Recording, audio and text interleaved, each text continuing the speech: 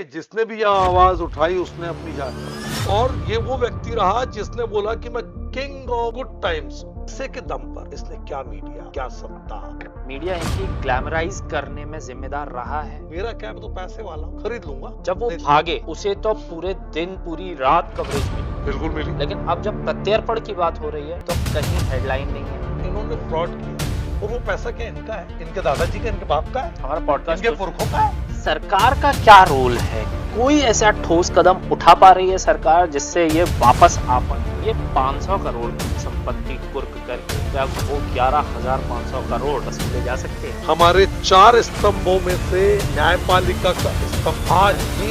Hello, हाय, नमस्ते, नमस्कार। मैं आपका होस्ट, आपका दोस्त अनिकेत दीक्षित। आचरण न्यूज की नई पेशकश जनहित में जारी पॉडकास्ट में मैं स्वागत करता हूं आज हमारे special guest mister T N Manish ji का।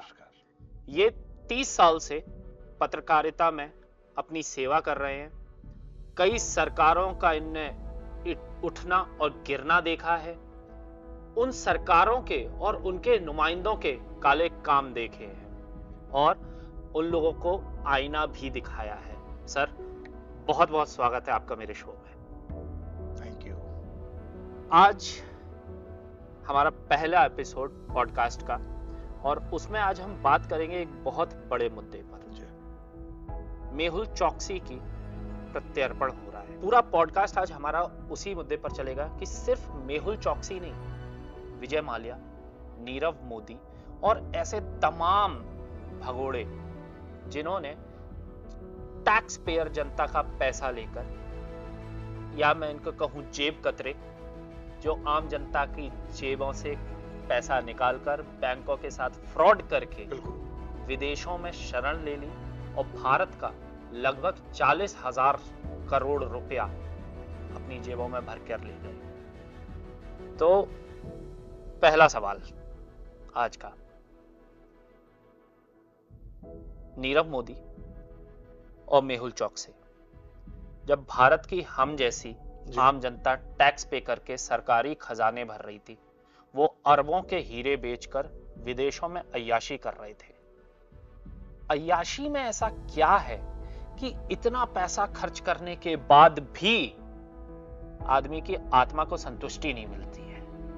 देखिए अनिकेत, दरअसल अय्याशी जो है ना, इसको शब्दों में बांधना, परिभाषा देना बड़ा कठिन है, क्योंकि ये समय के अनुसार बदलती है। जैसे फैशन का दौर चलता है, बोला जाता है ना कि फैशन का दौर है, लगातार बदल रहा है। तो ये जो अय्याश किस्म के होते हैं, आदमी कद्र कब करता है पैसे की? जब उसके पसीने से निकलता है पैसा। ये जो आप नाम गिना रहे हैं आप और हम जो बात कर रहे हैं पॉडकास्ट में, ये एक भी ऐसा नाम नहीं है जिसके पसीने से पैसा निकला है। इनकी बदमाशियों से पैसा निकला है, इनकी फोर्जरी से पैसा निकला है, इनकी 420 से पैसा निकला है। और ये ऐसे लोग हैं, इनके पास ऐसा कॉकस था, ऐसा गिरोह, ऐसा संगठन था कि इन्होंने पूरा की पूरा एक संगठित अपराध किया है। ये अकेला चना भाड़ नहीं फोड़ सकता अनिकेत। अगर ये यहां तक पहुंचे ना, तो इन्होंने हर वो काम किया है जो कानून का तोड़ देता हो, और उसके बाद अंतरराष्ट्रीय स्तर पे उन देशों को इन्होंने चुना जहां की नागरिकता लेना, जहां की सिटीजनशिप लेना इनके लिए बाएं हाथ का खेल था, क्योंकि इनके पास पैसों से जेब इनकी भरी थी। जेब तो बहुत छोटी चीज होती है, इनकी तिजोरियां भरी थी, और इन्होंने उस पैसे को लगातार बाहर के बैंकों में, विदेशों में डाला। और डाला ही नहीं, उसमें भी इन्होंने अपने आप को पाक साफ रखने की कोशिश की। कर्मचारियों को मोहरा बनाया, प्यादा बनाया, उनको डायरेक्टर बना दिया। उन्हें पता नहीं आप काम कर रहे हैं मेरी कंपनी में, मैं फोर्जरी वाला हूं, मैं फ्रॉडर हूं। आपको तो लग रहा है बॉस है, बॉस इज ऑलवेज राइट, लेकिन मैं कर क्या रहा हूं? आपको बोल रहा हूं अरे कि जरा ये 2 कागज हैं, इनमें जरा सिग्नेचर कर देना। कुछ नहीं यार, वो बैंक की एक छोटी सी बात थी, तो अब तो उसमें जमानत देनी थी। अरे सर कैसी बात करें, आपने मेरे को इस लायक समझा, बहुत धन्यवाद। आपको लगेगा मैं बॉस की नजर में मेरा नंबर बढ़ रहा है, मैं नजदीक आ रहा हूं, और आप उस फ्लो में अपने आप के उसमें कि ये मेरी एक रैपो बन रही है सर के सामने, मैनेजमेंट के सामने, आप कर देंगे। बाद में आपको कब पता लगता है? जब आपके पास समन पहुंचते हैं, ईडी का समन आ रहा है, सीबीआई का आ रहा है, इसका आ रहा है, उसका आ रहा है, दुनिया भर का आ रहा है, फिर आपको लगता है यार मैंने तो कुछ किया, ये हुआ है, इनके साथ ये हुआ है। और ये जो आपने कहा ना अय्याशी वाली बात, अय्याशी असल में ये अपने आप को अनटचेबल रखना चाहते हैं। इनको ऐसा लगता है कि हम बहुत दुर्लभ वस्तु हो गए, विलुप्त प्रजाति का होता है ना प्राणी, कि बोले ये शेड्यूल 1 में लिस्टेड हो गया साहब, अब हिंदुस्तान में विलुप्त प्राय है, तो ये विलुप्त हो जाते हैं। और विलुप्त होकर के ये बताना चाहते हैं कि मैं कितना बड़ा हूं, कि मेरे से मिलना प्रधानमंत्री राष्ट्रपति से मिलने से भी कई दर्जे, कई लाखों गुना मुश्किल बात है। और उसके बाद इनका पूरा जो एक लाइफ स्टाइल होता है, उस लाइफ स्टाइल में हर वो चीज पहले आती है जो इनको लगता है कि सिर्फ मेरे पास हो। आपने गाड़ियों का बेड़ा देखा है? मेरा अगला सवाल शायद उसी पे ही था जी, लंदन में आलीशान विला, बिल्कुल 93 करोड़ से, आईपीएल की टीम बिल्कुल जो अभी बहुत अच्छा परफॉर्म भी कर रही है, बिल्कुल F1 रेसिंग बिल्कुल भारत में पहली बार आई, बिल्कुल। और पार्टीज का तो क्या ही कहें, न्यूज व्यूज में हम सब ने देखा भी था। और क्या विजय माल्या इन पार्टियों तक, किंगफिशर के कैलेंडर शूट तक, बिकनी मॉडल्स तक, वहीं तक सीमित था, या उसकी अय्याशी और गहरी है, या उसे और ज्यादा समझा जा सकता है? क्योंकि इन्फ्लुएंस की बात है। हम छोटे थे, पत्रकारिता में नहीं आए थे, तब हम विजय माल्या को देखते थे। हाँ, तो बड़े इंप्रेस होते हैं कि अरे यार 6 लड़कियां इस तरफ, 6 लड़कियां इस बिल्कुल, तरफ, बिल्कुल। और बिकनी मॉडल्स खड़ी हुई हैं। हाँ। वो देख के हमें भी ये लगता था कि रोल हमें मॉडल भी है, ऐसा बनना है, रोल मॉडल है। जिसके पास इतना पैसा हो और हाथ में किंगफिशर बियर की कैन हो, बिल्कुल। सब हो। तब हमें लगता था कि हाँ, क्या ये अय्याशी विजय माल्या की जो हमने देखी ऑन कैमरा, विजय माल्या वहीं तक सीमित है, या उसके बाद कहीं गहराई में इससे ज्यादा उतरा हुआ है विजय माल्या? कोई था नहीं है, कोई था नहीं है, इतना गहरा है। और ये वो व्यक्ति रहा जिसने बोला कि मैं किंग ऑफ गुड टाइम्स। कैसे king of good times king of good times कैसे? मतलब उससे कहा कि मेरा जो दौर चल रहा है, ना भूतो ना भविष्य, ना इसके पहले कोई होगा, ना बाद में, ना पहले कोई हुआ, ना बाद में कोई होगा। मैं इतना बड़ा किंग, इतना बड़ा राजा। और कहीं ना कहीं और वो पूरा जो अय्याशी का जो उसका जो पूरा जो एक सिस्टम था, जो उसकी जो एक स्टाइल थी, उस स्टाइल में उसने हर उस चीज को पकड़ा। उसको ये लगता था कि पैसे के दम पर मैं सब कर सकता, क्या चाहिए मुझे। अर्थयुग है, घोर अर्थयुग है, बोलते हैं ना अर्थयुग, पैसे का दौर है। तो उस पैसे के दम पर इसने क्या मीडिया, क्या सत्ता, क्या प्रतिष्ठान, क्या बड़ी शख्सियतें, क्या विदेश के बड़े लोग, सबको प्रभावित किया। और सबके बीच इसने अपने आप को एक आइकन के तौर पर, कि मैं, जैसे आपने कहा कि रोल मॉडल टाइप लगा, कि अरे हम छोटे थे, उनको लगता था क्या लाइफ है इस बंदे की, कैसे किया इसने ये सब। तो वो उसके अंदर जब आप गए, कब अंदर गए? जब वो बाहर निकला। असल में हर वो व्यक्ति तभी तक साहूकार है जब तक उसकी चोरी पकड़ी ना जाए, है ना? तो ये बात है। और बात यह है कि जब कोई चीज छुपती है, छुपती है, छुपती है, छुपते रहती है, और जब छपती है तो लगातार छपती है, फिर दबती नहीं है। और मजे की बात यह है कि छापने वाले दबाने के भी दोषी हैं। मेरा अगला सवाल उसी पे ही था। बिल्कुल। क्या मीडिया कभी इनकी ग्लैमराइज करने में जिम्मेदार रहा है? पूरी तरह से 1000% मीडिया जिम्मेदार है, चाहे वो इंडियन मीडिया हो या विदेशी मीडिया, क्योंकि उसका वो ब्रांड बिल्कुल ग्लोबल मीडिया में भी छाया हुआ। बिल्कुल था। फॉरेन मॉडल्स आती थी, बिल्कुल था। सुंदर सुंदर लड़कियां, बिल्कुल बला की खूबसूरत लड़कियां, और वो जिन्हें लोग इमेजिन नहीं कर सकते, ऐसी लड़कियां उसके बिल्कुल जैसे पूल में अप्सरा उतर आई हो, अप्सरा उतर आई हो स्वर्ग से। बिल्कुल ऐसा था। क्योंकि कारण क्या, और जो आपने बोला ना ग्लोबल मीडिया, बिल्कुल ग्लोबल मीडिया इसके लिए जिम्मेदार है। इसलिए जिम्मेदार है कि मीडिया को यह लगता है कि हमें क्या, मेनू की वाला अंदाज, मेनू की क्यों, उसे क्या चाहिए?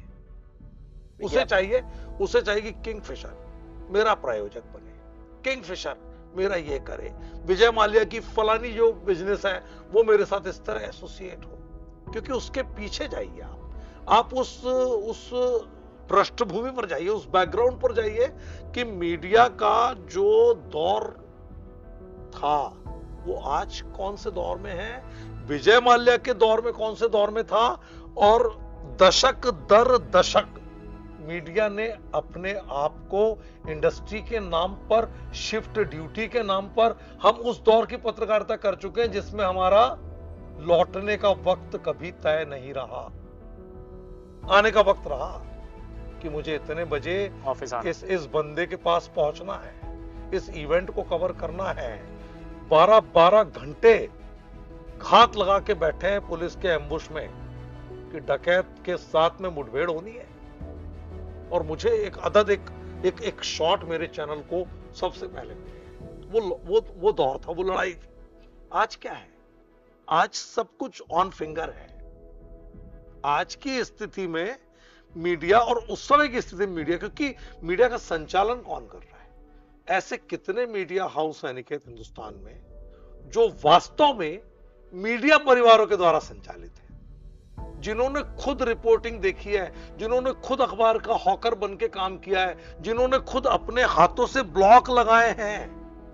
मैंने उस दौर में देखा, इंदौर में, जब कंप्यूटर पेज मेकिंग नहीं थी, कक्का गग्गा 12 घड़ी लगानी पड़ती थी और 12 खड़ी के साथ हेडिंग लगाते थे। हमने वो दौर भी देखा है। तो मेरा कहना यह है कि आज मीडिया कहां है? और ये जो आपने बोला पैसे वाली बात, तो वो इन लोगों में एक दंभ था, इन लोगों में एक अंदर की एक ठसक थी, एक टशन थी। मेरा क्या, मैं तो पैसे वाला हूं, खरीद लूंगा, कितना चाहिए दाम बोल। हर चीज, इनकी नजर क्या है, हर चीज बिकती है दुनिया में, खरीदने वाला चाहिए। तो ये सोच रही है, और इसी सोच ने इन जैसों को बड़ा बनाया। और उसके बाद मजे की बात आप देखिए, जब ये भागे तो वही मीडिया जिन्होंने करोड़ों रुपए इनसे विज्ञापन के वसूले एक टाइम पर, तो इनके पीछे ईडी से बुरा पीछे इनके मीडिया पड़ गया ना। क्यों पड़ा? ईडी तो हर मतलब 24 घंटे चैनल में ऐसा लग रहा था कि हिंदुस्तान में और कोई खबर है नहीं। सड़क, पानी, बिजली, शिक्षा, बेरोजगारी, महंगाई सब खत्म, बस यही 2-4 बचे हैं, इन्हीं को दिखाना है। और होड़ चलती थी कि इसको दिखाया जाए, बड़े बड़े उसमें दिखाया जाए, बहुत अतिरेक करके भी दिखाया है, जिसको हम बोलते हैं ना एक्स्ट्रा, मतलब जो अतिशयोक्ति अलंकार, वो लगा के भी दिखाया है। हकीकत तो दिखाई, हकीकत के अंदर की हकीकत लेकिन आज तक बाहर नहीं आई। और हकीकत के अंदर की हकीकत आज तक कोई मीडिया बाहर नहीं। और लूप कहीं ना कहीं ये आ रहा है कि जैसा आपने बोला, हकीकत नहीं दिखाई। जब वो भागे, उसे तो पूरे दिन, पूरी रात कवरेज मिली, बिल्कुल मिली। लेकिन अब जब प्रत्यर्पण की बात हो रही है तो कहीं हेडलाइन नहीं है, कहीं सुपर नहीं चलता है, कहीं पे कोई एंकर ऐसा कि एक बुलेटिन भी चला दे, बहुत कम देखने को मिलता है। मतलब इन कंपैरिजन की, जब वो भागे थे तब क्या चल रहा था, और आज जब प्रत्यर्पण की बात हो रही है, सरकारी एजेंसियों की मेहनत निकली, डिप्लोमेट्स की मेहनत निकली, सरकारों का हस्तक्षेप बढ़ा, प्रत्यर्पण की बात हो रही है, उसको छुपाया गया। लेकिन जब वो भागे तो उसको मतलब प्राइम टाइम कवरेज दिखाया गया। बिल्कुल। अभी हम ये पूरी तरह से नहीं मानते कि इस प्रत्यर्पण की खबरों को, हाँ ये मैं सहमत हूं कि वो स्थान नहीं मिला जो मिलना चाहिए था। दूसरा, उनका वो बैकग्राउंडर नहीं दिखाया जा रहा पूरा। एक क्या होता है, पत्रकारिता संदर्भों पर चलती है, ये हमने आपने खूब अच्छे से जाना, समझा, सीखा है। विदाउट रेफरेंस आप जर्नलिज्म नहीं कर सकते।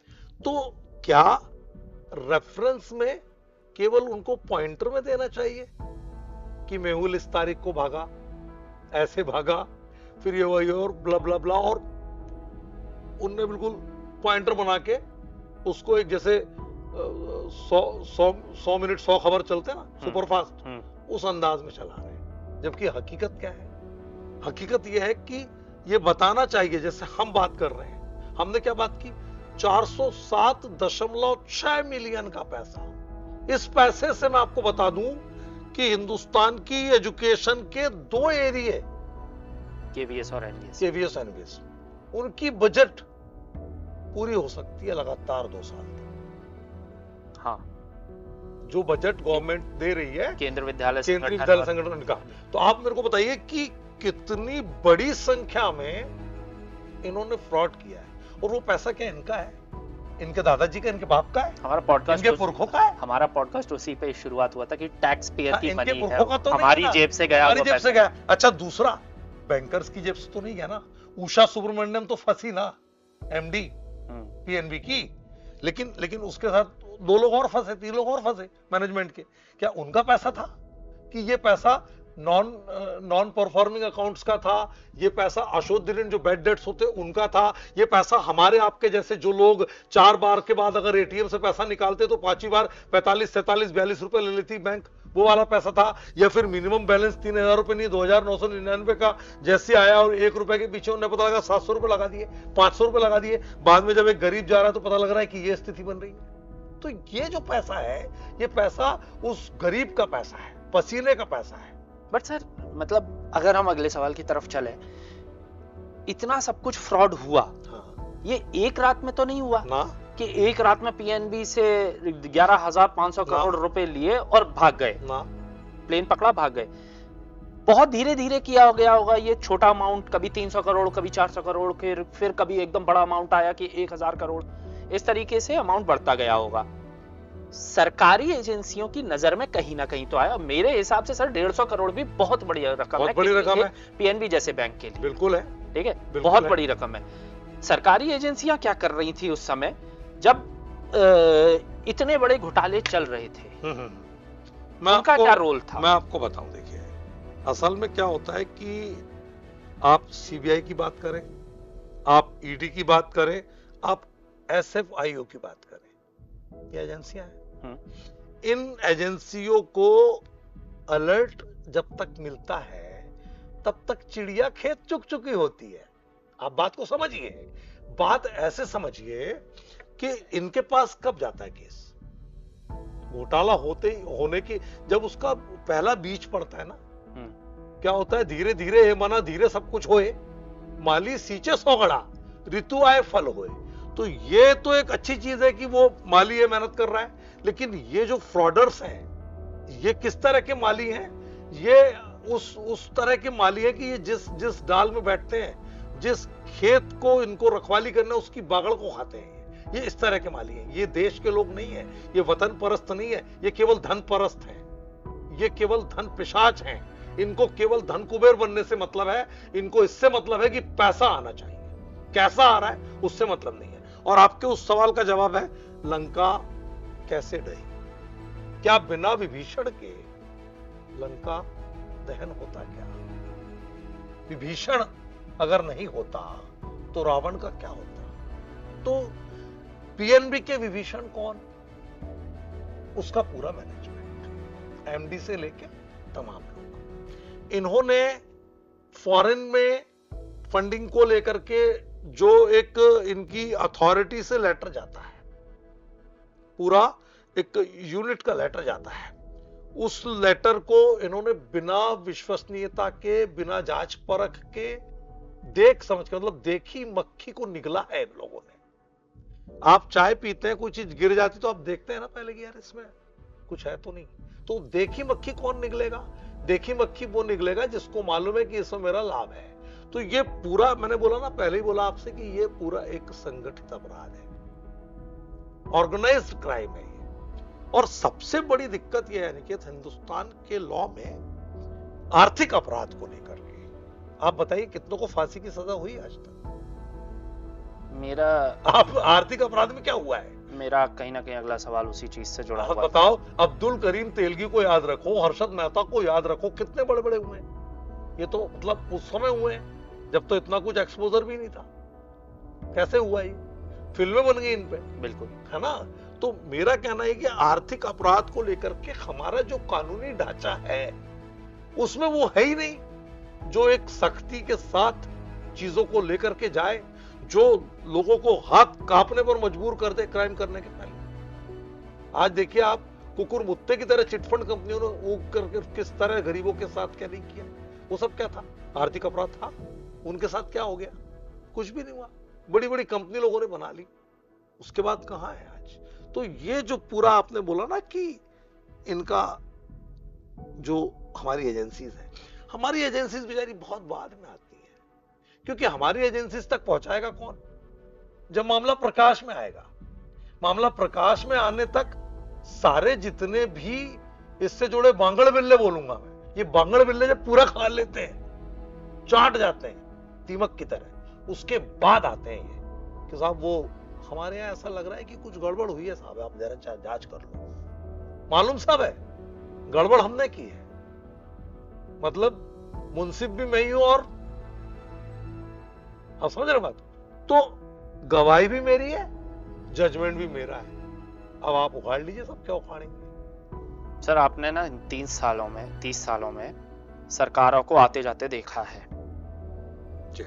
आपकी नजर में अभी तक कोई ऐसी सरकार जिसने इनके प्रत्यर्पण पे या इनको वापस लाने के लिए कोई ठोस कदम उठाई हो? क्योंकि जैसा आपने बोला जी, सिर्फ बयानबाजी या फिर हाँ। वो लोग तो सेफ हैं, सेफ हेवन लेके बैठे हुए हैं अलग अलग कंट्रीज में। सरकार का क्या रोल है? कोई ऐसा ठोस कदम उठा पा रही है सरकार जिससे ये वापस आ पाए? देखिए, सरकार ने अभी जो भगोड़ों के लिए कानून बनाया था प्रत्यर्पण को लेकर के ना, जो फ्रॉडर्स के लिए था, एक्ट जो लागू किया 2018 में लागू किया है, उस एक्ट में एक दिक्कत है कि वो डिले फैक्टर बहुत है, एक बात। दूसरी बात, यक्ष प्रश्न ये उठता है, एक पत्रकार के नाते मेरे जहन में आता है कि क्या भारत की सरकार को अपने अंतरराष्ट्रीय संबंधों पर उन सॉफ्ट टारगेट वाली जो कंट्रीज हैं, जो देश हैं, उनके साथ राजनयिक तौर पर, कूटनीतिक तौर पर, नियमों के तौर पर आपस में एक ऐसा विधान, ऐसा नियम, ऐसे संस्कार नहीं बनाने चाहिए जो ये बताएं कि साहब अगर कोई व्यक्ति भारत से आके हमारे देश में नागरिकता लेगा तो हम पहले आपको उसके बारे में अवगत कराएंगे और आपकी पूरी एक चेकलिस्ट होगी। उस चेकलिस्ट को पूरी तरह से जब तक आपके संबंधित बड़े मंत्रालय एनओसी नहीं दे देंगे, हम नागरिकता नहीं देंगे। ऐसा हुआ क्या? नहीं हुआ। आप बताओ 10 लाख रुपए में आप नागरिक बन सकते हो? इंडिया में तो बहुत मुश्किल है। नहीं, इंडिया की बात नहीं कर रहा मैं, अब्रॉड की बात कर रहा हूं। हाँ, लंदन में बन सकते हैं 11 लाख 10 लाख रुपए, 10-11 लाख में आप बन सकते हो ना, सिटीजन बन सकते हैं। बिल्कुल। तो मेरा वही कहना है कि आप बन रहे हो, अब वो बना रहे हैं, लेकिन क्या उनकी भारत के साथ वास्तव में कोई कोऑर्डिनेशन है क्या जिस तरह की होनी चाहिए? आप देखो, अभी आप नाइजीरिया को देखो, आप बेल्जियम को देखो, आप फॉर दैट मैटर कनाडा को देख लो, पूरे इंडिया हो गया, नाम का कनाडा है, पूरे पंजाब आधा है वहां पर। शायद वो ही कुछ एक कारण रहा है कि जस्टिन ट्रूडो ने अभी अपनी सत्ता गंवाई है इसी चक्कर में। बिल्कुल।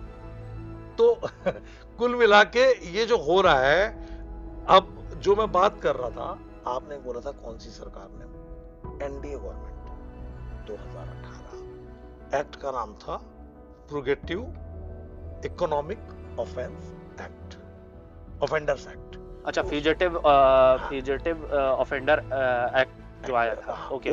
उसमें क्या था कि भगोड़ों की संपत्ति को जब्त करने का प्रावधान है। ठीक, बहुत अच्छी बात है। नीरव मोदी, विजय माल्या, इनके जैसे जितने भी प्रत्यर्पण की कोशिश हुई, लेकिन इसमें एक प्रॉब्लम, प्रक्रिया जटिल है और स्लो है। इसमें फास्ट ट्रैक की जरूरत है। जैसे हिंदुस्तान के अदालतों में लंबित मामले जबरदस्त आते हैं, और होता क्या है कि हम आखिरी में ये बोलने पर मजबूर हो जाते हैं कि न्याय में देरी बहुत बड़ा अन्याय है। मानते हो आप? न्याय में देरी अपने आप में बहुत बड़ा अन्याय है ना। तो वो चीज है, डिले इनजस्टिस वाली जो बात है, उसको लेकर के नहीं हुआ काम। दूसरा, हमारे अंतरराष्ट्रीय संबंधों पर वो देश, जो मैंने फिर रिपीट कर रहा हूं कि जो टारगेट है ऐसे लोगों के, उनके साथ सख्ती से वो पेश आए भारत से आने वालों के खिलाफ। इसके लिए क्या है? मेरा एक नॉर्मल सवाल जो मेरे मन की एक वो है, अचानक से उठा। आपने बोला कि इस एक्ट के तहत अपराधी की संपत्ति जब्त होती है या प्रॉपर्टी को कुर्क कर लिया जाता है, कुर्की की संपत्ति। 40,000 करोड़ सबकी टोटल मिला के 10 लोगों का अगर मैं नाम लूं तो ये 10 लोगों की 40,000 करोड़ की टोटल संपत्ति, विजय माल्या की 11,000 करोड़ की। मैं अगर बहुत ज्यादा अमीर हूं, अगर मैं उसको अपने आप को उसकी जगह रख के देखता हूं, मैं एक बिल्डिंग बनाऊंगा, बहुत ज्यादा से ज्यादा मेरी बिल्डिंग बहुत महंगी है, बहुत अच्छी बनेगी, 200 करोड़ की, 300 करोड़ की, 400 करोड़, 500 करोड़ की बिल्डिंग बनाऊंगा। रूफटॉप गार्डन होगा, उसी में पूल होगा, कुछ बेसमेंट्स में मेरी लग्जूरियस गाड़ियां खड़ी होंगी, ये बहुत अच्छी बिल्डिंग बनाऊंगा, अपने सपनों का संसार। ये 500 करोड़ की संपत्ति कुर्क करके क्या वो 11,500 करोड़ वसूले जा सकते हैं? असंभव है, बिल्कुल असंभव। और ये बहुत बड़ा लैकुना है, कहीं ना कहीं ये हमारी सिस्टम की खामी है। मैं इस पे दूसरी चीज बोलता हूं, एक किसान जो दिन रात मेहनत करता है, 24 घंटे जुटता है, वो हल बक्कर से आ गया ट्रैक्टर पे, ट्रैक्टर के साथ वो आ गया उपकरणों पे कि साहब अब जुताई, अब वो दौड़ गया। पहले ट्रैक्टर लिया, फिर रोटावेटर लिया, कल्टीवेटर लिया, ये लिया, वो लिया, आ गई एग्रो की, और ये सब आएंगी पैसे से। और उससे पैसा नहीं है, उसने क्या किया? उसने लोन ले लिया। जिस दिन उसने लोन लिया, आप समझ लो उसने बहुत बड़ा अपराध कर दिया। कितने ऐसे बैंक हैं जो उसकी प्राकृतिक आपदा, अतिवृष्टि, ओलावृष्टि, अल्पवृष्टि मतलब कम बारिश होना, ज्यादा बारिश हो जाना, ओले पड़ जाना, पाला पड़ जाना, इल्ली कीड़े पड़ जाना, 50 चीजें होती किसान के साथ। खत्म हो गई। नीमच के अंदर टमाटर फेंके हैं अभी सड़कों पे, क्योंकि पैदावार हो गई, अति पैदावार हुई, 2 रुपए किलो नहीं हो रहा। तो अति हो जाए तो दिक्कत, कम हो जाए तो दिक्कत। अब उसको हो गया नुकसान और वो पैसे नहीं भर पाया टाइम पे। सबसे पहले साहब लोग जाएंगे और कुर्की करके आ जाएंगे, खींच के ले जाएंगे उसको। हाँ। इनको कौन लेके आ रहा है? क्यों नहीं ला रहा है? क्योंकि ये हर उस जगह तक पहले ही पहुंचे होते हैं। किसी की भूख अगर 2 रुपए की है तो ये 200 रुपए खिलाते हैं, क्योंकि इन्हें पता है कि यार मैं 200 रुपए खिलाऊंगा तो मेरे 11,500 सुरक्षित रहेंगे। या दूसरा कारण ये भी हो सकता है कि अगर हम उन लोगों तक पहुंचे तो खींचने में तो हम भी आ जाएंगे बीच में। निश्चित, क्योंकि सारे कुएं में भांग पड़ी है, हमाम में सब नंगे हैं, हमाम में सब नंगे हैं, हमाम में सब नंगे हैं। तो करेंगे क्या? चोर चोर मौसेरे भाई। दूसरी कौम कहां से आई? तो ये कहानी है।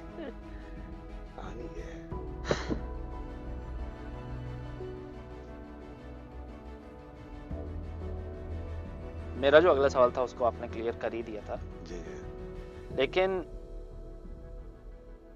कुछ दिल में ऐसी वो है एक सवाल जो चुभता सा है।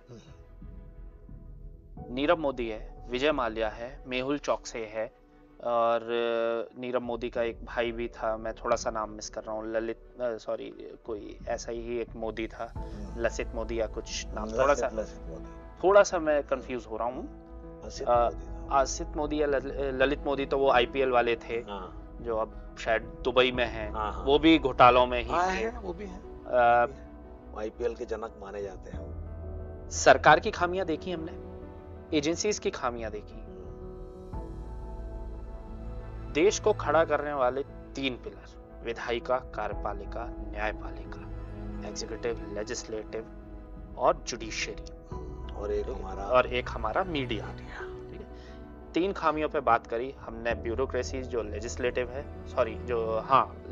है, उसकी बात करी कि ब्यूरोक्रेट्स का हाथ होता है, अधिकारियों का हाथ होता है सरकारी महकमों का हाथ होता है। मीडिया ने उन्हें ग्लोरीफाई किया, हालांकि मीडिया का डायरेक्ट कोई रोल नहीं होता, लेकिन ग्लोरीफाई किया। जब वो भागे तो उन्हें डिफेम भी किया अगर ग्लोरीफाई किया, क्योंकि मीडिया को भी सबको अपने हाथ साफ चाहिए। नहीं, मीडिया ट्रायल कैसे माना जाता है ना, मीडिया ट्रायल एक शब्द कहां से आया है? बिल्कुल सोचिए आप। बिल्कुल, तो वो तो हो रहा है, मीडिया भी कहीं ना कहीं तो हाँ, मीडिया ने किया। अब आती है बात न्यायपालिका की। कहीं ना कहीं लैक तो हमारी न्यायपालिका में भी है ना, कि वो इजीली भाग गए और हम इस कानून को रहते हुए उन लोगों को वापस नहीं ला पा रहे हैं। इसके बारे में आप क्या कहोगे? देखिए, मैं आपको बताऊं कि दरअसल न्यायपालिका के साथ एक बहुत बड़ी बात है कि जब तक कोई न्यायाधीश, कोई जज, कोई जुडिशरी का बड़ा ऑफिशियल पद में रहता है, तो वो अपने पद और कद के साथ आइसोलेट रहता है। उसका सिविल लाइफ में रहते हुए भी सिविलियन से कोई सरोकार नहीं होता। और अब वो भी एक्सपोज हो रहा है। हाल में हुआ दिल्ली के अंदर, बिल्कुल, जज साहब के घर में ही मिले थे वर्मा, ठीक है, और उस पर बवाल भी कटा। इलाहाबाद जब उनका तबादला हुआ तो उस पर वकीलों ने बवाल किया कि भाई क्या हम डस्टबिन है क्या इलाहाबाद है ना? तो ये हमारी न्यायपालिका का जो मैं कहूं कि बड़ी मुश्किल से एक आध दो ऐसे प्रकरण आपको सामने दिखेंगे, क्योंकि बात यह है कि ये सार्वजनिक तौर पर सामने आ ही नहीं पाता। क्यों नहीं आ पाता? कि उनके साथ में एक इस तरह का पूरा आवरण है पूरे सिस्टम में, जुडिशरी है। तो जुडिशरी बोले बहुत हमारे लिए, लेकिन हां एक बात है, तमाम लेकुना के बीच, तमाम डिले फैक्टर के बीच अगर मैं कंपैरिजन करूं तो डिटोरिएशन, गिरावट, नैतिक पतन और अपने मूल स्वभाव के साथ समय के साथ उसमें भ्रष्टाचार की घुन, रिश्वतखोरी, इन चीजों के तमाम के बावजूद हमारे 4 स्तंभों में से न्यायपालिका का स्तंभ आज भी बड़े चौकीदार की भूमिका में है। मतलब सबसे मजबूत अगर देखा जाए तो चारों में से सबसे मजबूत न्यायपालिका और मैं उसको बढ़कर के कई बार ये बोलता हूं, 50 बार लाइव में बोला होगा कि आखिर ऐसा क्यों है कि कार्यपालिका को न्यायपालिका याद दिलाती है। आप कहीं मत जाइए, मैं और आप ग्वालियर में बैठ के पॉडकास्ट कर रहे हैं, धूल के कण आते हैं तो जज याद दिलाते हैं हाईकोर्ट के, नगर निगम को कि साहब ये धूल दूसरी दोहराश है, दमे के मरीज बढ़ रहे हैं, आप क्या कर रहे हो, गड्ढे बढ़ गए शहर में, ये हो गया, पीआईएल लगती है, तो वो सिस्टम है। लेकिन यहां पर जब मामला आता है ना, एक अंतरराष्ट्रीय स्तर पर मामला जब आता है, तो मुझे लगता है कि न्यायपालिका की अपनी सीमाएं हैं। ये वो जायंट है या ये वो राक्षस है जो कर तो बहुत कुछ सकता है, लेकिन इसे बेड़ियों में बांधा गया है। बिल्कुल। तो मैं ये कहना चाह रहा हूं कि अगर हम अपने न्यायपालिका की बात करें तो अगेन मैं उसी पॉइंट पे आता हूं कि भारत का उन देशों के साथ क्या इतनी बड़ी राष्ट्रीय मजबूरी हिंदुस्तान की सरकार की हो गई है कि वो इन लोगों को लाने के लिए बने हुए नियम को 2018 वाली जो मैंने अभी बात की, उस एक्ट को फास्ट ट्रैक के साथ में पूरा करते हुए वहां पर वो दबाव क्यों नहीं बना सकते? और दूसरी चीज, आखिर ये पहुंच कैसे जाते हैं, और इनको पहुंचाने के पीछे सरकार और सरकार का सरोकार कितना दोषी है? क्यों? उसके पीछे वजह है कि सरकार यूं दोषी है कि सरकार ने पहले तो तमाशा देखा, पूरे सिस्टम ने देखा, क्योंकि बैंक जो है ना, बैंक कोई सरकार से बाहर नहीं है, उसके भी नियम है, और बैंक कोई इतनी निरंकुश संस्था नहीं है वित्तीय प्रबंधन में कि उसको वित्त मंत्री या केंद्रीय स्तर की जो इकाइयां हैं या आरबीआई है वो देख नहीं सकती। बिल्कुल देख सकती है, लेकिन जहां स्वार्थ आड़े आता है ना, वहां आंखों में पट्टी बांध दी जाती है। खुद अपने हाथों से अपने आंखों में पट्टी बांध ली जाती है कि नहीं साहब मेरे को तो दिखा ही नहीं था, ये मैं तो अंधा हो गया था, रतौंधी आ गई थी मेरी आंखों में, रतौंधी आ गई थी आंखों में, वो वाली बात है। तो वो होता है। और उसके बाद जब ये भाग रहे होते हैं ना, तो उस समय भी सरकार चाहे तो एयरपोर्ट से इनको मेरा वही ले सकती है। मेरा वही कहना है, पोल तक जाने की जरूरत नहीं है। मेरा वही कहना है कि हम और आप हाँ। जब फ्लाइट से ट्रैवल करते हैं, डोमेस्टिक, इंटरनेशनल छोड़िए, डोमेस्टिक, बिल्कुल करते हैं। आप अपने रिश्तेदार को एयरपोर्ट के अंदर ले जा सकते हो ना, नेवर। वो रेलिंग के पीछे खड़े डायरेक्ट रह टाटा के करता है, बस वहां से टाटा करता रह बिल्कुल जाता है। करता है। जो रिसीव करने आया है वो रेलिंग के पीछे प्लेक कार्ड लेके खड़ा होता है, आगे आजा भाई, मिस्टर दीक्षित और मिस्टर मनीष ऐसे कहाँ है। बिल्कुल ठीक है, ये बंदा अपना पासपोर्ट लेके, अपना वीजा लेके भाई एयरपोर्ट चेकिंग से निकल गए, अपना सामान चेक इन करा लिया, चेकआउट करा लिया, सब कर लिया, वहां उतर गए टर्मिनल पे, वहां उनकी जांच हो गई और आराम से जाके सेटल हो गए। ऐसे तो कोई भी टेररिस्ट आ जाएगा, कोई भी आना जाना कर सकता है। और हम क्यों नहीं कर सकते? हम तो टैक्स पे कर रहे हैं ना, हम तो आपको पैसा दे रहे हैं। मेरी तनख्वाह में मैं इतने % आपकी काट के दे रहा हूं, तो भैया मुझे भी वो सुविधा दे दीजिए ना कि मैं अगर कल को मेरे ऊपर कोई केस है तो मैं लंदन जाके थोड़ा घूम घाम के आ जाऊं केस रहते हुए। नहीं तो तुमने सेटल किया क्या? बस मैंने सरकार तुम्हारी सेटिंग है क्या? बस मैंने सरकार से सेटल नहीं किया, तुम्हारी सेटिंग है उन महकमों से तुम्हारा। और दूसरा, तुम्हारे पास में वो दम है कि तुम पॉलिटिकल फंडिंग में इलेक्टोरल बॉन्ड ले सको लाखों करोड़ों के, या उनके साथ कुछ कर सको? ऐसा नहीं है ना। मतलब अगर देखा जाए, आपकी बात निकाली जाए, तो हम हिंदुस्तानी जनता हाथियों की राह में, हाथियों के झुंड में, उनकी सड़क पर हम चींटियां हैं, पता नहीं कब कुचल दिए जाएं, और वो शायद हमें देख भी नहीं पाते। हम उन्हें देख ही नहीं रहे। नहीं तो वो बात वो है ना कि अगर सूंड में घुस गई तो क्या कर लेगी? फिर ये होता है क्या कर लेगी? फिर ये होता है क्योंकि ये वही देश है कि जहां पर जेपी ने बोला था कि सिंहासन खाली करो कि जनता आती है। फिर ये होता है कि कैंसर होने के बाद भी प्रत्यर्पण की प्रोसेस चल रही है कि अब आप इलाज तो बाद में देखिएगा, पहले जो सजा है पहले आ जाओ।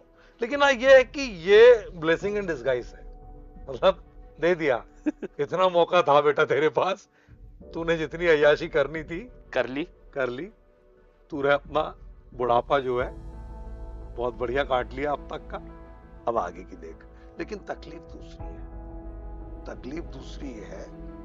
आजादी के अमृत काल में हम हिंदुस्तान में हैं। उस आजादी के अमृत काल में मेरा ये सॉरी टू आपको मैं बीच में रोक रहा हूँ। आजादी का अमृत काल न्याय व्यवस्था लचर, न्यायपालिका लचर, मीडिया लचर, कई सारी स्थितियां खराब दिखती हैं। हेल्थ सेक्टर, एजुकेशन सेक्टर, हाँ शायद अब मीडिया उस तरीके से सेंसर किया जाता है कि हम खुल के वो नहीं बोल सकते जो आप लोग बोलते थे। हाँ ठीक है, स्टाइल शीट आ गई ना। हाँ मैंने बोला ना, स्टाइल, हर मीडिया संस्थान की एक स्टाइल शीट है कि साहब आप हमारे यहाँ काम करेंगे, हाँ साहब कर लेंगे, आपको आपके डूज एंड डोंट्स ही हैं, तो आपको फ्ला फ्ला ब्ला ब्ला के खिलाफ नहीं जाना है। तो हाँ, मेरा वही सवाल था कि हर व्यवस्था लचर है, तो हम इसको अमृत काल क्यों बोल रहे हैं, हम इसको विष काल क्यों नहीं बोल रहे, हम इसको कचरा काल क्यों नहीं बोलते? देखिए, जिसने भी यह आवाज उठाई उसने अपनी जान गंवाई। आप देखिए, आप जिस दिन पानी सर से गुजर जाएगा, मैं आपको यूट्यूबर से बताऊं, ब्रिजेश वशिष्ठ चैनल बंद कर दिया गया होगा, नॉकिंग न्यूज। वो सहारा में रहे, साधना में रहे, अपना सहारा में रहे, आज तक में रहे, तमाम जगह रहे, ग्वालियर से ही अच्छा काम किया, चैनल बंद कर दिया उठा के। क्यों किया? यूट्यूब में। क्योंकि टैरिफ वाले मामले में भाई जो है खुल के आ गए थे। ट्रंप टैरिफ जबरदस्त तरीके से, और वो सब चीजें उजागर कर रहे थे जो पर्दे के पीछे पीछे रहनी चाहिए। नतीजा क्या हुआ? पॉलिसी आ गई। तो मेरा कहना यह है कि जिसने भी यहां आवाज उठाई उसने अपनी जान गंवाई। एक बात। दूसरी बात कि जो दौर इस समय आ गया है, आपको अमृत नहीं भी है तब भी अमृत बोलना है, क्योंकि सर्वाइवल फॉर द फिटेस्ट। भले ही इस हमारे नलों में गटर का पानी आए, लेकिन हम तो अमृत ही पी रहे हैं। कारण क्या है कि इस समय विपक्ष बहुत कमजोर है ना, बहुत ज्यादा और कमजोर है। किसी भी स्वस्थ लोकतंत्र के लिए विपक्ष एक मजबूत हो। सशक्त विपक्ष का होना पहली आवश्यकता है, चाहे वो स्टेट में ले लो, चाहे वो सेंट्रल में ले लो। दूसरा क्या हो रहा है कि एक पर्टिकुलर नैरेटिव सेट है,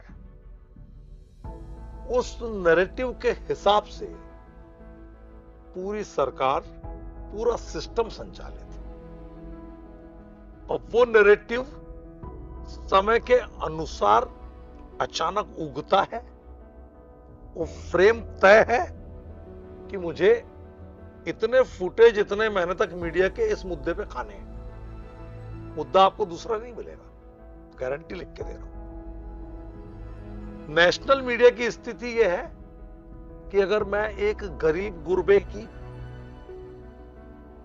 परिस्थिति बताती मार्मिक स्टोरी दूंगा, तो मुझसे चैनल ये बोलेगा, यार सुंदर चेहरे लाओ, तुम ये क्या दबे कुचले ले आए? स्लमडॉग मिलियनेयर थोड़ी बनानी है मुझे, चैनल चलाना है, अच्छे लाओ, लग्जरी दिखाओ। माने आप हकीकत से मुंह मोड़ लीजिए, संवेदनाओं का गला घोट दीजिए। एक पत्रकार है, आपके अंदर का जो पत्रकार है ना, जो हर चीज को अलग नजरिए से देखकर खबर निकालता है, वो नजरिया आपका मारा जा रहा है, वो नजरिया मारा जा रहा है। और उसमें नैरेटिव सेट है, उसमें नैरेटिव ऐसा सेट है कि राष्ट्रवादी की परिभाषा बना दी भाइयों ने। भाई राष्ट्र प्रथम है कि राष्ट्रवादी प्रथम है कि हिंदू राष्ट्र प्रथम है, उसकी परिभाषा बन गई। तो आप अगर राष्ट्रवादी हैं तो ही आप हिंदुस्तानी हैं। अब राष्ट्रवादी क्या है? अरे राष्ट्रवादी क्या है? राष्ट्रवादी वो है जो संविधान के हिसाब से जीवन जी रहा हो, जो नियमों का पालन कर रहा हो, जो पूरी तरह से हमारी नीति पर भरोसा करता हो, सरकार के टैक्स को समय पर भरता हो। मैंने बहुत पहले लिखा कि मैं सरकार का चारा हूं, मध्यम वर्ग बेचारा हूं। मैं क्या हूं? बिल्कुल सरकार का चारा हूं मैं, सरकार का चारा। और सरकार को चरती कैसे है? बेटा टीएन मनीष, 9 तारीख लास्ट है, बिल भरना है, प्रॉपर्टी टैक्स देना है। मैं मध्यम वर्गीय हूं, मैं इज्जत को डरता हूं। यार मेरे घर में कोई समझ नहीं आना चाहिए, कोई नोटिस लेके ना खड़ा हो जाए। और ये क्या चाहते हैं? इनके पास तो 25 किलो 50 किलो 1 कुंटल नोटिस आ गए। पूरा अगर जोड़ोगे तो ईडी और इसके अगर नोटिस तोल लूं तो कम से कम 2 कुंटल नोटिस निकलेंगे 4 लोगों पे। और ये 4 तो वो है जो उजागर हो गए, ऐसे 40 और हैं जो भी दबे हुए हैं, जो भी अंदर अंदर खदक रहे हैं, जो भी अंदर सरक रहे हैं। जब ये उठेंगे तब समझ में आएगा। और ये कब उठेंगे? जब बदलाव होगा। अभी इनको संरक्षण है, और ये संरक्षण कब तक है? जब तक सामने संरक्षण देने वाले लोग अपनी प्रतिष्ठा पर आंच से बच रहे हैं। या फिर जिस दिन वो नंगे होने लग जाएंगे, सबसे पहले इनको नंगा कर देंगे कि हम तो साहब राजा हरिश्चंद्र की औलाद है, हमारी सरकार को जैसी पता लगा, हमारी व्यवस्था को जैसे पता लगा, देखो हमने ये कर दिया। या फिर ये भी बोल सकते हैं कि ये लोग उजागर तब हो सकते हैं जब व्यवस्था में हम जैसे मिडिल क्लास लोग आके बैठेंगे। लेकिन फिर वहां पे भी एक घटना ऐसी देखने को मिल रही है, दिल्ली की आम आदमी पार्टी सरकार, केजरीवाल जी जिस धूमधाम से आए थे, फिर वो भी उसी, जैसा आपने बोला, उसी हमाम के नंगे हो, वो गटर में आ गए। वो मैंने उनका भी लिया था, आपके अन्ना हजारे कंठ दिल्ली में था उस समय, जंतर मंतर में लिया। तो उस समय जो बात थी, उस समय ऐसा लग रहा था कि एक बड़ी क्रांति आ गई। मैं बिल्कुल आई विटनेस रहा पूरे मामले का। कुमार विश्वास को देखा, उसका भी इंटरव्यू किया मैंने, सबका किया। मनीष सिसोदिया असिस्टेंट प्रोड्यूसर था जी न्यूज में, बाद में डिप्टी सीएम और सारी यात्राएं कर ली। उस समय हमने उनका जज्बा देखा। हम जिमी जिप के साथ और लाइव के साथ खड़े रहते थे अपने चैनल पे 16-16 घंटे की, यार इनका चल रहा है मामला। बड़ा अच्छा लगता था कि चलो यार एक मुख्य धारा की राजनीति से एक कोई नई धारा आ रही है जो युवाओं को उबाल। कई आईआईटीएंस, कई आईएएस आईपीएस की पास आउट बढ़िया जो प्रतिभाएं थी, वो सारे मेरिट और स्टूडेंट्स इनके साथ आ गए थे। हाँ मतलब बाद में उनका मोहभंग हुआ। आशुतोष इतने अच्छे पत्रकार, वो आ गए थे साथ में। क्या हुआ बाद में? क्यों हुआ? क्योंकि इनने देख लिया यार ये तो उसी सिस्टम का हिस्सा बन गए। रालेगण सिद्धि से अन्ना हजारे ने भी यही कहा कि सब ठीक है, लेकिन अभी भी इनके पास वोट बैंक का मतलब परसेंटेज तो है, लेकिन इनको अपने चाल चरित्र चेहरे पे बदलाव लाना पड़ेगा। ये जैसा बोल रहे हैं वैसा करके दिखाना पड़ेगा। क्या होता है कि आप चरित्र के दोहरेपन का शिकार नहीं हो सकते। आज का मतदाता बहुत समझदार है। आप ये मत सोचिए कि आम आदमी पार्टी छदम तरीके से काम कर लेगी, कोई भी पार्टी कर लेगी। लेकिन अभी जो बात आ रही है ना, अभी बात ये आ रही है कि ये जो तीनों चारों जो नाम हम लोग आज बात कर रहे हैं, ये आखिर में इनको और इन जैसों को आगे आने वाले समय में गरीबों के गाढ़ी कमाई के पैसे पे डाका ना डाल सके, ऐसा क्या, उसके लिए क्या करना होगा? ये बहुत बड़ा सवाल है। तो सबसे पहला पॉइंट है कि हमारी बैंकिंग प्रणाली में जिम्मेदारी जिस तरह से अभी है, उसमें बचाव के जितने रास्ते, लीकेजेस हैं, वो सारे लीकेजेस बंद करने पड़ेंगे। अब उसके लिए सरकार कितना कुशल प्लम्बर बनती है, और इस ये देखना लीकेज को बंद करने के लिए बैंक का कैसा होना जरूरी है, सरकारी या प्राइवेट? नहीं, बेशक सरकारीकरण हो बैंक, अच्छी बात है, राष्ट्रीयकृत हो बैंक, सरकारी हो, हम उस पर पूरी निष्ठा रखते हैं। सरकार हमारी सरोकार से चलती है, बहुत अच्छी बात है। क्योंकि सर 40,000 करोड़ बहुत बड़ी रकम है। हम सपने में सोच भी नहीं सकते कि हमारी आगे आने वाली 7 पीढ़ियों के पास इतनी बड़ी रकम हो। अगर 40,000 करोड़ की रकम मेरे पास हो तो मैं शायद एक देश खरीद बिल्कुल बहुत अच्छे से 40,000 करोड़ लेके टोटल ये 10 लोगों की 10 फ्रॉडस्टर की 40,000 करोड़ कीमत निकल, ये लगभग है वो तो। अभी तो बहुत सारे ऐसे हैं जो ये 10 के वो हैं जिसमें से, सॉरी मैं 10 के नाम तो नहीं ले पाऊंगा, ये नीरव मोदी और ये विजय माल्या तक, ये 10 ऐसे लोग हैं, चिट फंड कंपनी वाले और कोई डायमंड मर्चेंट है, जितने भी आर्थिक अपराध से जुड़े हीरोज हैं, कुछ बैंक लोन फ्रॉड्स हैं। हीरोज इसलिए बोल रहा हूं कि उनको हीरो बना दिया हमने, जाने अनजाने। 40,000 करोड़ का खामियाजा जनता को तो भुगतना पड़ रहा है ना। ये 40,000 करोड़ आपकी नजर से, एक पत्रकार की नजर से, जो 30 सालों से जनता की आवाज बना बैठा है, 40,000 करोड़ रुपए अगर आपकी जेब में होते तो टीएन मनीष उन 40,000 करोड़ को कहां इस्तेमाल करते? पहली बात तो ये बड़ा हाइपोथेटिकल सवाल। अल्टीमेट पावर टीएन मनीष के हाथ में है।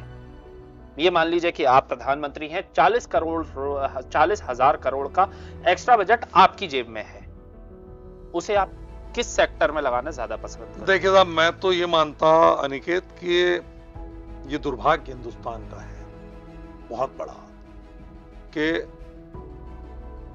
इतना पुराना भारत, 70 साल आजादी के, 70 साल में मैंने कहा कि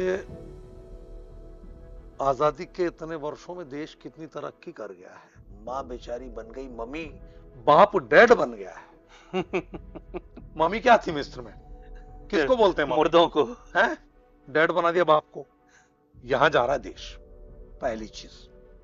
दूसरी चीज, ये जो पैसा आता ना, यक्ष प्रश्न आज भी खड़े हैं। इतने पुराने भारत में एक तरफ आधुनिकता की बात करते हो, हमने ये बुलेट ट्रेन ले आए, हम ये ले आए, हम वो ले आए, हम एलिवेटेड ले आए, फलाने ब्रिज ले आए, डिमके ले आए, ये झूले ले आए, 50 चीजें आप ले आओ। सड़क, पानी, बिजली, शिक्षा, स्वास्थ्य, बेरोजगारी, महंगाई, मकान, ये है, इन पे लगता पैसा। क्योंकि ये दुर्भाग्य देश का कि इतने साल बाद भी हमारे चुनाव के यही मुद्दे हैं स्थानीय स्तर पे। ज्यादा दूर मत जाइए, ऑफिस से निकल के सड़क की हालत देखिए। और जब सबसे ज्यादा इनकम टैक्स यही एरिया पे पूरा करता है, वो पीछे इनकम आप टैक्स ऑफिस है। आप देखिए क्या तमाशा है, नाक के नीचे मतलब दिया तले अंधेरा।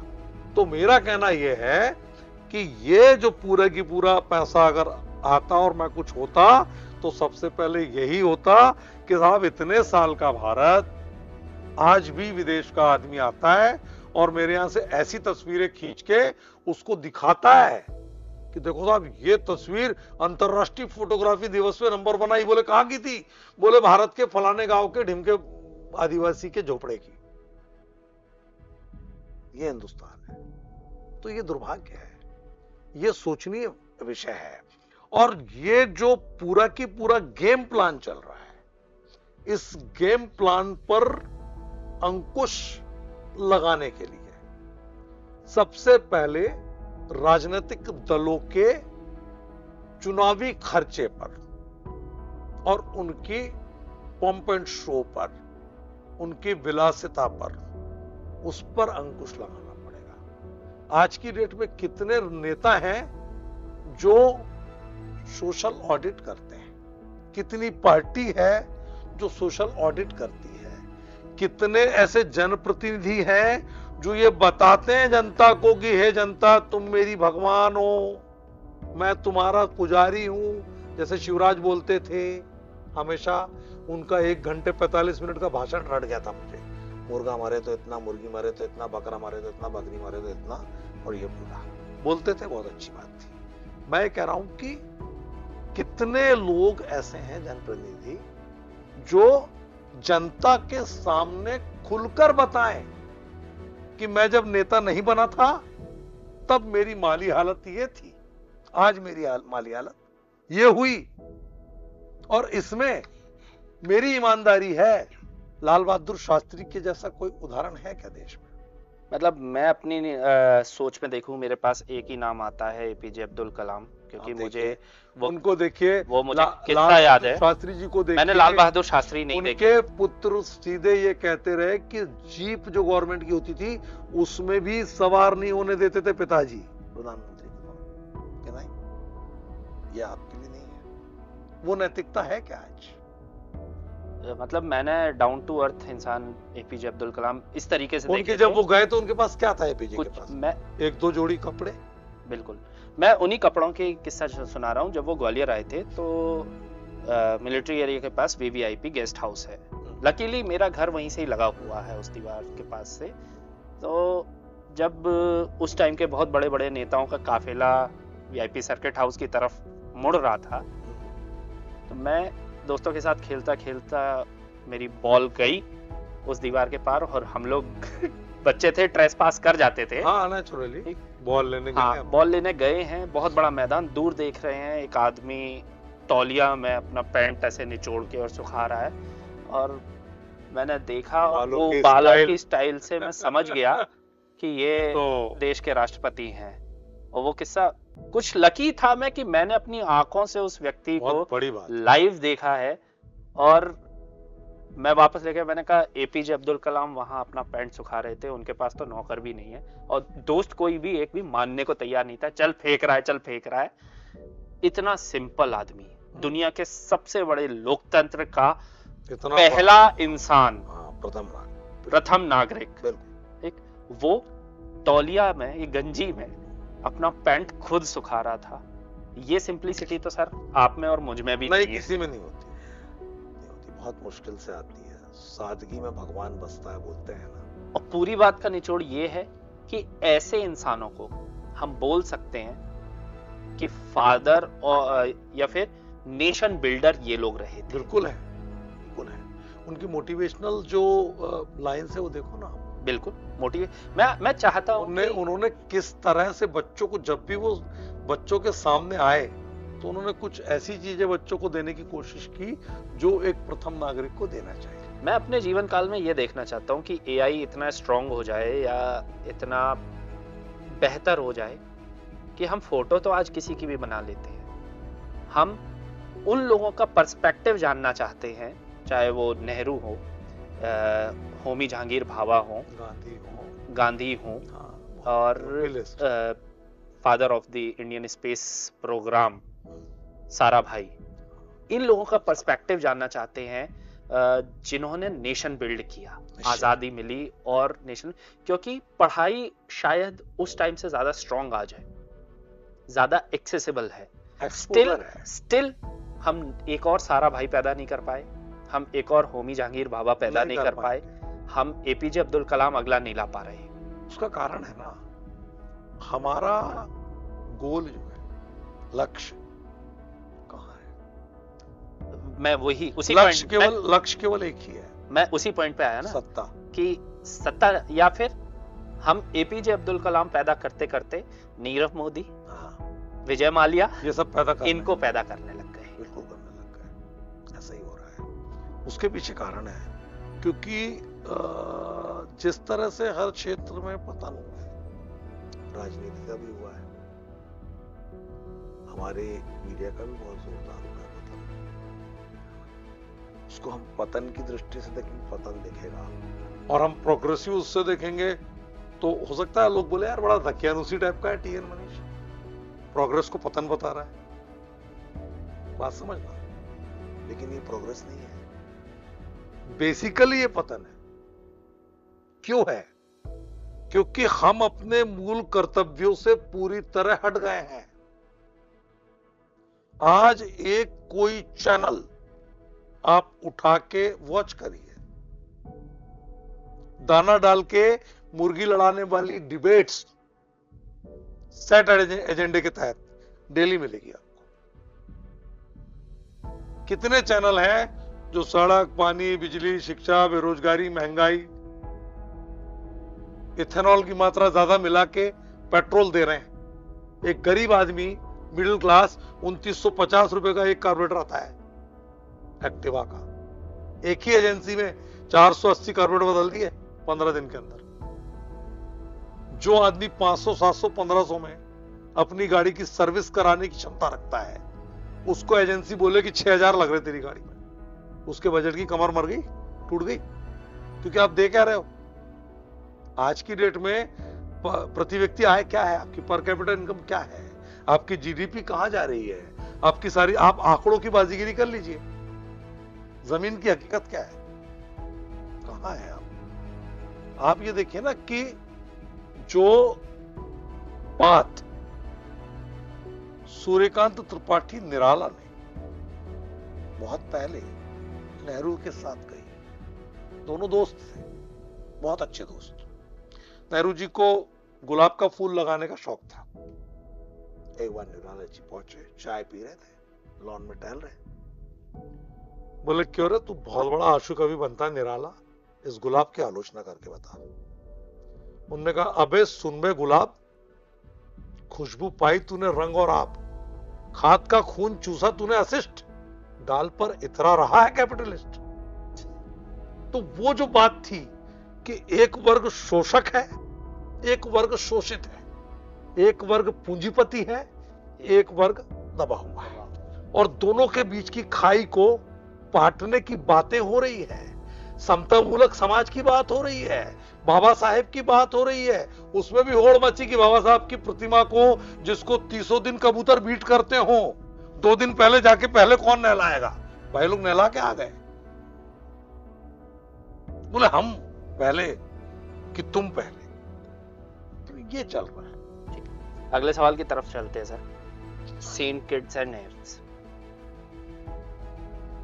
नाइजीरिया, लंदन, बेल्जियम, ये कंट्रीज सॉफ्ट टारगेट्स, बहुत ही सॉफ्ट टारगेट बनती जा रही हैं ऐसे भगोड़ों के लिए, असाइलम के तौर पर, है ना। जो जहां भाग रहा है असाइलम इन कंट्रीज में शरण स्थली है उनकी, बिल्कुल पनाहगाह है। और केमन आइलैंड जैसे छोटे प्रायद्वीपीय देश, ये उनके लिए अब स्विस बैंक को तो छोड़ दो, केमन आइलैंड में इनका पैसा जमा हो रहा है।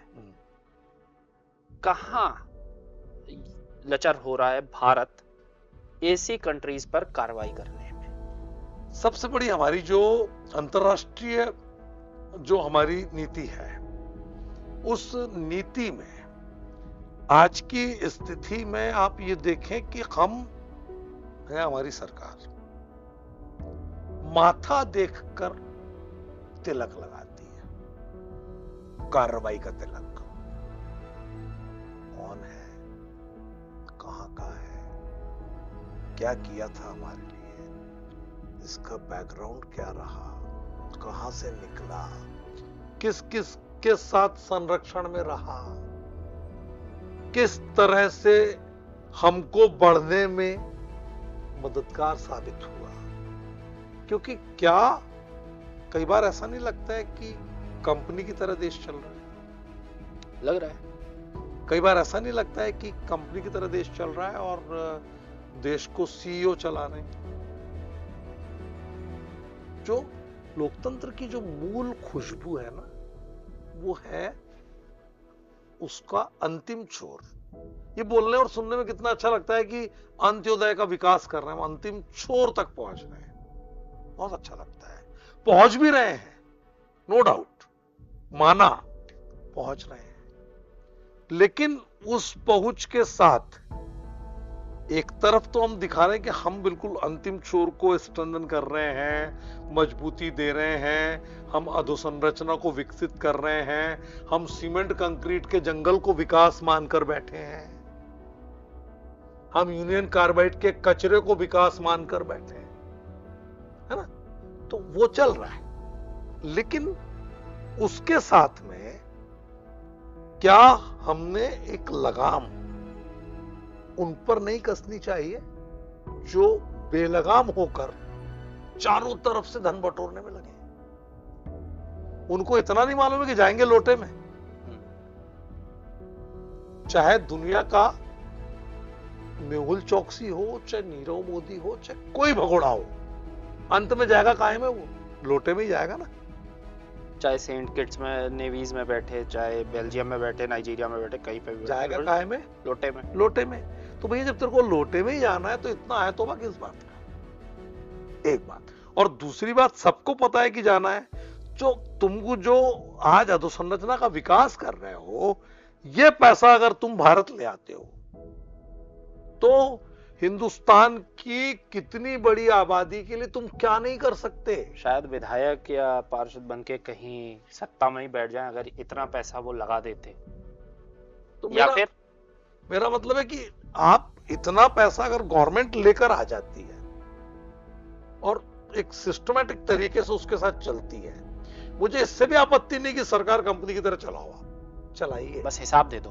हाँ, बस केवल ये है, पब्लिक ऑडिट वाली जो मैंने बात की है ना, वो होना चाहिए। बस हिसाब दे दो, पैसा कहाँ इस्तेमाल हुआ है ये अगर मिल जाता है, जैसे एक आम आदमी के घर में। अच्छा, ऐसा नहीं है, आप ये देखो कि जिसको मौका मिला उन्होंने चौका मारा है।